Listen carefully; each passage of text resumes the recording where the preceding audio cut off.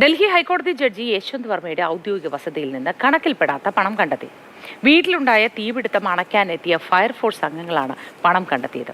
Yashwant വർമ്മയെ Allahabad ഹൈക്കോടതിയിലേക്ക് തിരിച്ചയക്കാൻ collegium തീരുമാനിച്ചതായാണ് സൂചന. B Balagopal വിവരങ്ങളുമായി ഒപ്പമുണ്ട്. Balagopal, good morning. ഫയർഫോഴ്സ് സംഘം എത്തിയപ്പോഴാണ് ഈ തീ അണയ്ക്കാനായി എത്തിയ സമയത്താണ് ഈ അനധികൃത സ്വത്ത് സമ്പാദിച്ചത്, പണം കണ്ടെത്തിയത് എന്നാണ് പറയുന്നത്. എന്താണ് ഈ തിരിച്ചുവിടുന്നതുമായി ബന്ധപ്പെട്ട വിശദാംശങ്ങളും ഒപ്പം ഈ അനധികൃത പണം കണ്ടെത്തിയതുമായി ബന്ധപ്പെട്ട വിശദാംശങ്ങളും എന്തൊക്കെയാണ് ബാലഗോപാൽ? Modi, good morning. ഈ ഡൽഹി ഹൈക്കോടതിയിലെ ജസ്റ്റിസ് യശ്വന്ത് വർമ്മയുടെ വീട്ടിൽ തീപിടുത്തമുണ്ടായപ്പോഴാണ് ഇന്ത്യൻ ജുഡീഷ്യറിയെ തന്നെ അക്ഷരാർത്ഥത്തിൽ ഞെട്ടിക്കുന്ന നാടകീയമായ ഈ സംഭവങ്ങൾക്ക് തുടക്കം ആരംഭിക്കുന്നത്. ജസ്റ്റിസ് യശ്വന്ത് വർമ്മയുടെ ഡൽഹിയിലെ ഔദ്യോഗിക വസതിയിൽ തീപിടിക്കുന്ന സമയത്ത് അദ്ദേഹം ഇല്ലായിരുന്നു. അതേ തുടർന്ന് അദ്ദേഹത്തിൻ്റെ കുടുംബാംഗങ്ങൾ ഈ ഫയർഫോഴ്സിനെ വിളിക്കുകയാണ് ഉണ്ടായത്.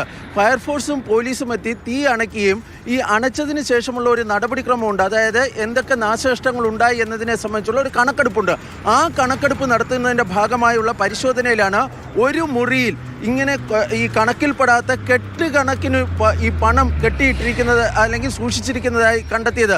തുടർന്ന് ഈ ഫയർഫോഴ്സിലെ ഉദ്യോഗസ്ഥരും പോലീസുമൊക്കെ ഇത് ഉന്നത ഉദ്യോഗസ്ഥരെ അറിയിക്കുകയും അവർ അത് കേന്ദ്ര ആഭ്യന്തര മന്ത്രാലയത്തിൻ്റെ ശ്രദ്ധയിൽപ്പെടുത്തുകയുമാണ് ചെയ്തത്.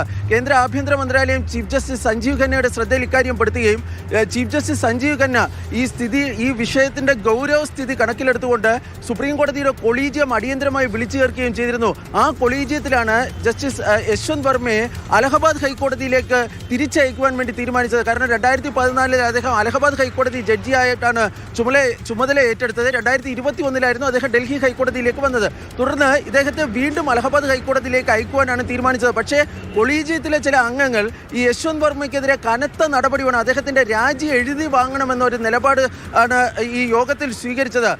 ഈ തുടർ നടപടികൾ സ്വീകരിക്കുന്നതിൻ്റെ ഭാഗമായി ഈ യശ്വന്ത് വർമ്മയോട് ഒരു വിശദീകരണം തേടണമെന്നും അതിലൊരു ആഭ്യന്തര അന്വേഷണം നടത്തണമെന്നും ഒക്കെയുള്ള ആവശ്യം കൊളീജിയത്തിൽ ഉയരുകയും ചെയ്തിട്ടുണ്ട്. പക്ഷേ ഇത് വലിയൊരു ജുഡീഷ്യറിയെ സംബന്ധിച്ചിടത്തോളം ഒരു വലിയ നാണക്കേടാണ് ഇപ്പോൾ ഉണ്ടായിരിക്കുന്നത്. കാരണം വലിയ നാണക്കേടാണ് ഉണ്ടാക്കിയിരിക്കുന്നത്. നമ്മൾ